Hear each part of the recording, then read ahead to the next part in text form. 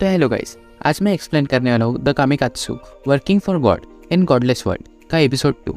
तो एपिसोड के शुरुआत में हमें दिखाया जाता है जो मितिमा सामा होती है तो बोलती है कि मैं मितिमा सामा हूँ, तुम्हारी गॉड, और मैंने तुम्हें बचाया है बोल के। मैं तो सिर्फ तुम्हें ही जिंदा करना चाहती थी, लेकिन मैंने गलती से अपनी पावर ज़्यादा ही यूज़ कर ली, जिसके कारण मैंने बाकी सब लोगों को भी जिंदा कर दिया बोल के। तभी अपना यूकी तो सोचता है कि ये लोगों को जिंदा कर सकती है, क्या इसके पास इतनी ज़्यादा पावर है बोल के, कि सच में गॉड है। तभी हमें दिखाया जाता है कि बाकी सब जो लोग रहते तो वो वापस चले जाते। तो फिर यूकी तो सोचता है कि ये लोग ऐसे ही चले गए बिना किसी कारण के।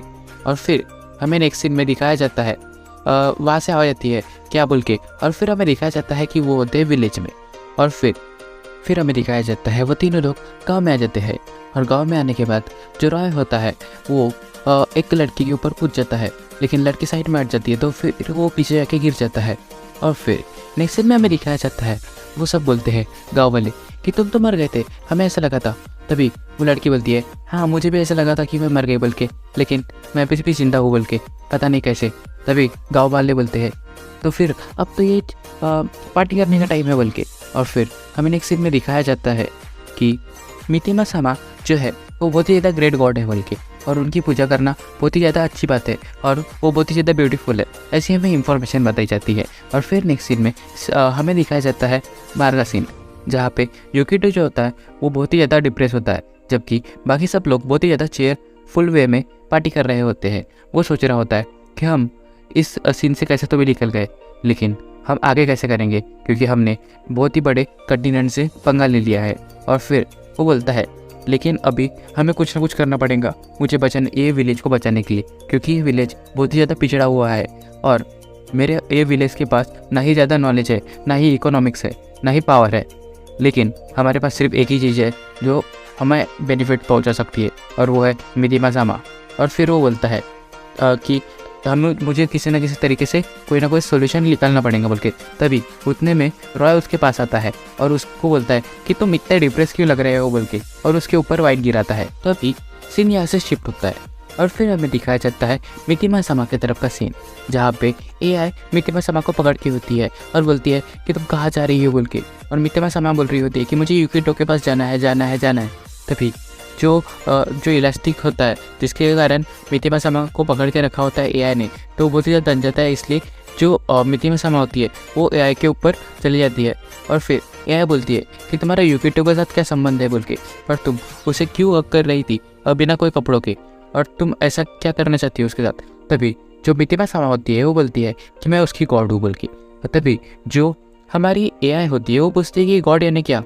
तभी मितिमा सामा बोलती है कि गॉड यानी वो चीज़ है जो यूकिटो को और मुझे जुड़ाए रखता है, और हम दोनों जन्म से लेकर मृत्यु तक एक साथ रहते हैं बोल के। तभी जो हमारी AI होती है वो सोचती है कि इसका मतलब ये है कि यूकिटो सामा जो है वो मैरिड है बोल के, और इतना ही नहीं, उसे छोटी लड़कियों पसंद है बोल के, ना ही मेरे जैसी बड़ी लड़कियाँ। तभी ये सोच के वो सदमे में आ जाती है और वो यही चीज़ दोहरा रही होती है। और फिर हमें दिखाया जाता है जो AI की बहन होती है वो बोलती है अपने मितिमा सामा। फिर ये सुनने के बाद जाती है अपने AI के पास और AI को बोलती है कि मुझे जान के बहुत ही अच्छा लगा कि यहाँ पे यूकिटो सामा को लोग पसंद करते हैं बोल के। और फिर मितिमा सामा बोलती है कि तुम प्लीज़ ऐसे ही यूकिटो सामा को पसंद करते रहो बोल के, एक बच्चे की तरह पे।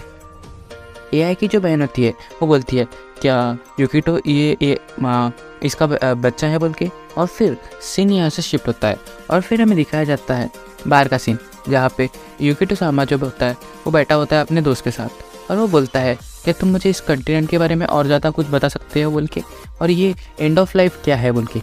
तभी जो उसका फ्रेंड होता है वो बोलता है एंड ऑफ लाइफ ये जो चीज़ है तो ये हमारे एम्परर ने करीब 100 साल पहले निकाला था रूल, और ये इसका कुछ तो भी मतलब था, लेकिन अभी वो मुझे पता नहीं है बोल के। तभी जो हमारी मितिमा सामा होती है तो वो यूकिटो सामा बोल के ऐसा चिल्लाते हुए यूकिटो सामा के ऊपर कूद जाती है, और उसे यानी उसकी पीठ पे बहुत जोर से लगता है। और फिर पीछे से दोनों AI और उसकी बहन आती है और बोलती है कि तुम्हें यूकिटो के ऊपर ऐसा नहीं कूदना चाहिए, वरना उसे बहुत ही ज़्यादा डैमेज हो सकता है। तभी जो उसके बाजू का फ्रेंड होता है वो बोलता है कि ये लड़की कौन है बोल के। तो यूकिटो बोलता है कि ये मेरे गाँव के दोस्त है बोल के। तभी जो रॉय होता है तो उसे पता नहीं अचानक से क्या सोचता है और उसे लव हो जाता है अपने युकितो सामा से। तभी मासामा से तभी वो आता है और वो बोलता है मैं तुम्हें पसंद करता हूँ बोल के। तभी जो मितिमा सामा होती है वो गंदा सा लुक देती है और बोलती है कि तुम बिल्कुल लायक नहीं हो बोल के मुझे टच करने की भी, तुम दूर हो जाओ मुझसे। तभी वो नीचे गिरता है और बहुत ही अजीब रिएक्शन देने लगता है। तभी सभी जो पीछे लोग खड़े होते हैं तभी वो बोलते हैं कि मुझे नहीं पता था कि ये इतना क्रीपी काय है बोल के आज तक, अगर मुझे पहले पता होता तो मैं इससे कभी दोस्ती भी नहीं करती बोल के ऐसा। और फिर नेक्स्ट सीन में हमें बताया जाता है कि रॉय के ऊपर में सेब रखा होता है और वो सब निशाने की प्रैक्टिस कर रहे होते हैं। और तभी जो अपना मेन कैरेक्टर होता है तो वो मिथिमा समाज से पूछता है क्या मैं आपसे एक बात पूछ सकता हूँ कि आप मैजिक कर सकते हो, क्या क्या कर सकते हो मैजिक में, और क्या आप जो आर्मी है उसे भी हरा सकते हो बोल के। तभी जो मिथिमा समा होती है वो बोलती है हाँ मैं तो आर्मी को आराम से बड़े आराम से हरा सकती हूँ बोल के, मैं तो सिर्फ वहाँ पे एक सुनामी ला दूंगी और सभी आर्मी के जो मेंबर होंगे वो ऐसे ही डूब के मर जाएंगे बोल के। और फिर वो बताती है कि मैं तुम्हें एक एग्जांपल भी करके दिखा सकती हूँ युकितो सामा। तभी वो जाती है और वहाँ पे वाइन की बोतल होती है तो उस पर अपनी पावर लगाती है और फिर हमें दिखाया जाता है कि वो पावर के कारण वाइन की एक ये वेव बन रही होती है। तभी नेक्स्ट सीन में हमें शिफ्ट होता है और फिर हमें दिखाया जाता है कि वो जो उसकी पावर के कारण कुछ भी नहीं होता है, सिर्फ जो बॉटल एक मग में वाइन भरी होती है तो वो मग गिर जाता है और वो रॉय के ऊपर गिरता है और फिर वो रॉय को ही साफ करना पड़ता है। तभी उसके बाद में हमें दिखाया जाता है जो युकितो यानी मिथिमा सामा होती है वो अपना स्टैट चेक करती है जिसमें बताया जाता है कि युकितो सामा के यानी मिथिमा सामा के जो फॉलोअर होते हैं वो 0 होते हैं। मिथिमा सामा जो होती है फिर हमें बताती है कि जिस भगवान के पावर पास जितने ज़्यादा फॉलोअर होते हैं उसके पास उतनी ही ज़्यादा पावर होती है, लेकिन मेरे पास तो 0 फॉलोअर है, इसका मतलब मैं कुछ भी नहीं कर सकती हूँ। तभी जो अपना युकितो होता है तो बोलता है कि तुम ऐसा कैसे कर सकती हो बोल के, तुम्हारे पास, और तुम ये कैसे सोच सकती हो कि तुम्हारे पास एक भी फॉलोअर रहेगा हम दूसरे वर्ल्ड में बोल के। तभी जो हमारी मिथिमा समा होती है वो बोलती है लेकिन तुम ये ऐसे कैसे बात कर सकते हो मुझसे, और वो तुम्हारे बारे में क्या बोल के। और तभी वो उसके आंग पर चढ़ जाती है और बोलती है कि मैंने अपनी पूरी पावर जो थी वो तुम्हें बचाने के लिए लगा थी और तुम ऐसा कर रहे हो मेरे साथ। तभी हमें नेक्स्ट सीन में दिखाया जाता है कि एक बंदा आता है और बोलता है कि लोगों प्लीज़ सुनो गाइस, यहाँ पे जो एक बैड न्यूज़ है बोल के कि जो अपने कंटिनेंट के लोग हैं वो कभी भी हमें मारने के लिए आ सकते हैं। और फिर सभी लोग एक दूसरे से बातें कर रहे होते हैं और बहुत ज़्यादा डर रहे होते हैं। तभी रॉय आता है और बोलता है कि अपने को टेंशन लेने की कोई बात नहीं, अपने पास सबसे बड़ा तुरुप का इक्का है जिसका नाम युकितो है बोल के, और युकितो कुछ ना कुछ कर ही लेंगे बोल के। तभी युकितो डरता है और बोलता है हाँ बोल के, और उसके बाद वो चले जाता है एक अगले रूम में जहाँ पे वो स्नान करता है। तो फिर हमें दिखाया जाता है हॉट स्प्रिंग का सीन, जहाँ पे हमें दिखाया जाता है युकितो जो होता है वो सोच रहा होता है कि ये बहुत ही बुरा हुआ बोल के और मैं अभी हैंडल नहीं कर सकता, ये कैसे मैं इस कुछ चीज़ को हैंडल करूँगा। तभी हमें दिखाया जाता है वहाँ पे मिथिमा समा आ जाती है उसके साथ नहाने और वो बोलती है कि तुम ऐसा कैसे कर सकते हो, मुझे वहाँ पे कैसे छोड़ के आ सकते हो। तभी युकितो जो होता है वो उसके बाल पकड़ता है और उसे कहीं और फेंक देता है। वो बोलती है कि तुम्हारी हिम्मत कैसी हुई ये सब करने की। तभी युकितो जो होता है वो बोलता है कि ये तो गलती से हो गया, ये तो रिफ्लेक्स था बोल के। तभी युकितो बोलता है कि तुम मुझे हर जगह में फॉलो करना बंद कर दो बोल के। तभी मिथिमा समा बोलती है कि तुम्हारे साथ क्या बुरा हुआ बोल के, तुम आज थोड़ा अलग लग रहे हो बोल के। तभी जो हमारा युकितो होता है वो बोलता है कि मैं परेशान हूँ क्योंकि मुझे लग रहा है कि इसी सब डिस्ट्रॉय हो जाएगा बोल के विलेज। तभी जो मिथिमा समा होती है वो बोलती है कि कोई बात नहीं, तुम और हम दोनों यहाँ से निकल जाएंगे बोल के कहीं दूर। तभी जो हमारा युकितो होता है वो बोलता है कि नहीं, मुझे इन सबको बचाना है बोल के। तभी जो मिथिमा समा होती है बोलती है ठीक है, मुझे पता है कि तुमने बहुत कुछ किया है और तुम इन्हें बचाना चाहते हो क्योंकि मैंने तुम्हें स्टार्टिंग से देखा है बोल के, तुमने कितनी मेहनत की है बोल के। तभी जो युकितो होता है वो बोलता है कि मैं क्या कर सकता हूँ बोल के इन्हें बचाने के लिए। तभी जो अपनी मिथिमा समा होती है वो बोलती है कि तुम कुछ ना कुछ कर ही लोगे, तुम इतना टेंशन मत लो।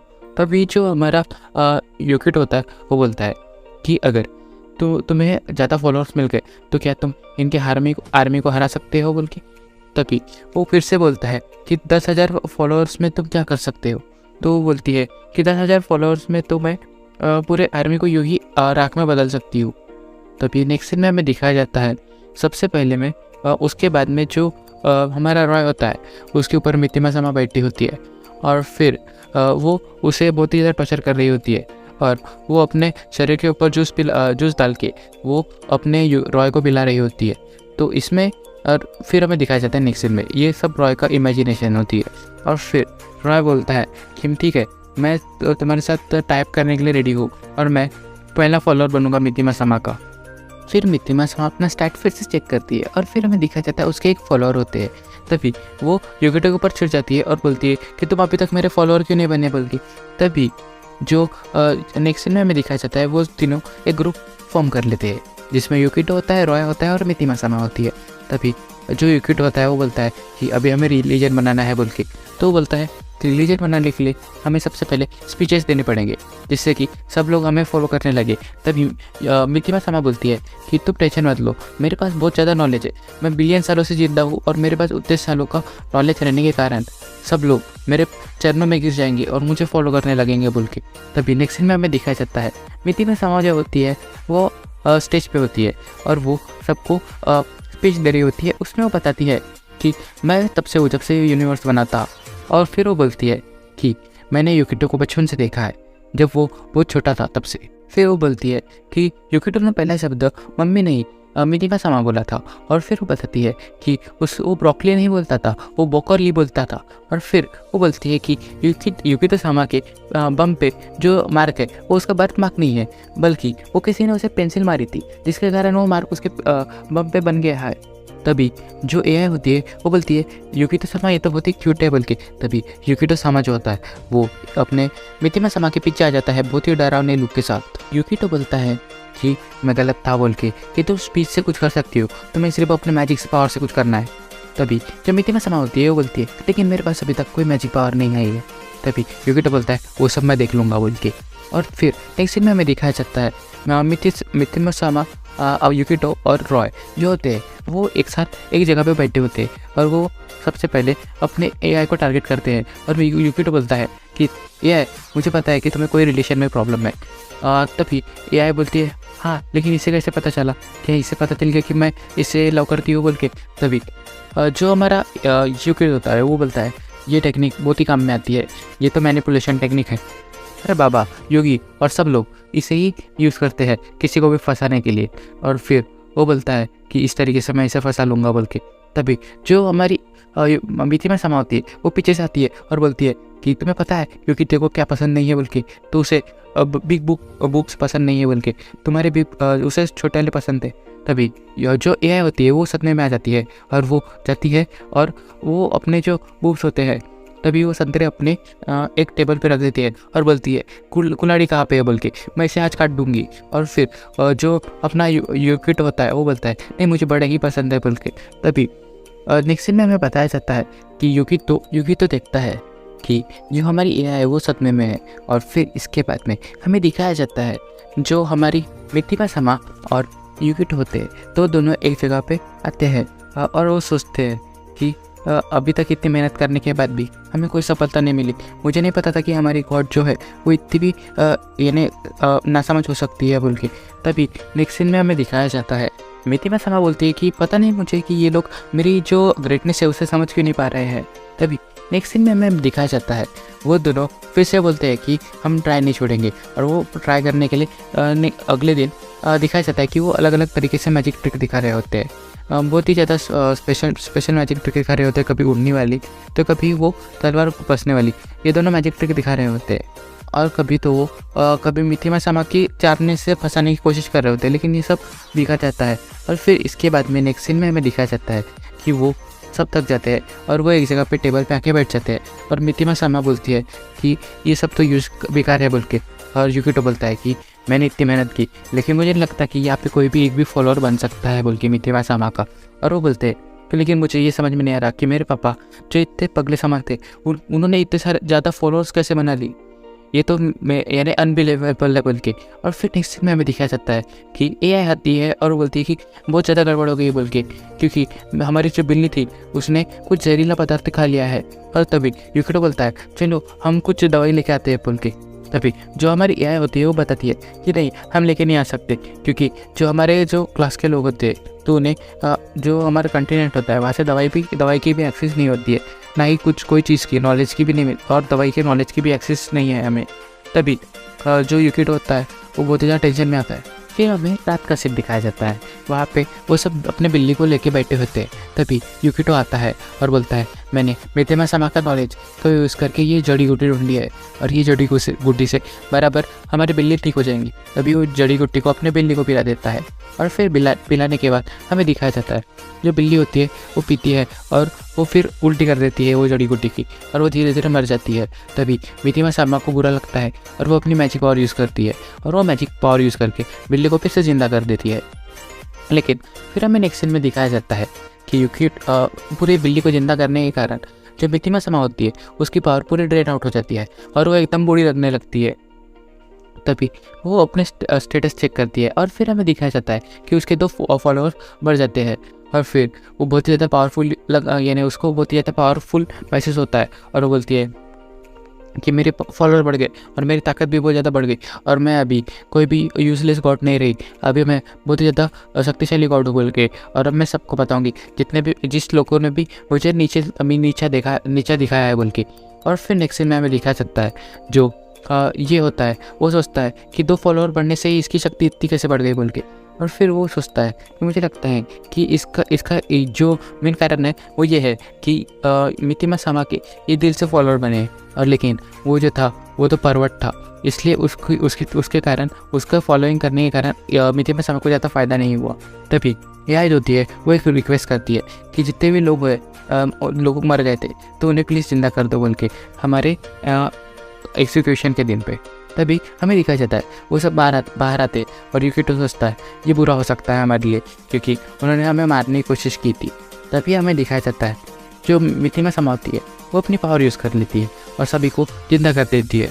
और फिर हमें दिखाया जाता है नेक्स्ट सीन में कि वो सारे सैनिक जिंदा हो जाते हैं और उनका जो जनरल होता है तो वो भी जिंदा होता है। वो बोलता है कि मुझे नहीं लगा था कि मैं एक लड़की से डर जाऊंगा बोल के। और हमें दिखाया जाता है कि मितेमा सामा ने थोड़ी सी मैजिक की गड़बड़ कर दी होती है और उसके कारण जो जनरल होता है तो उसका जेंडर ही चेंज हो जाता है, वो लड़के से लड़की हो जाता है। और फिर यहाँ पे जो बार्टेंड होता है जो कि इंपेरियल नाइट होता है, सबसे बड़ा जो लीडर होता है, वो बोलता है कि तुम मुझे मार दो। और यहीं पे हमारा ये एपिसोड ख़त्म होता है। Thank you.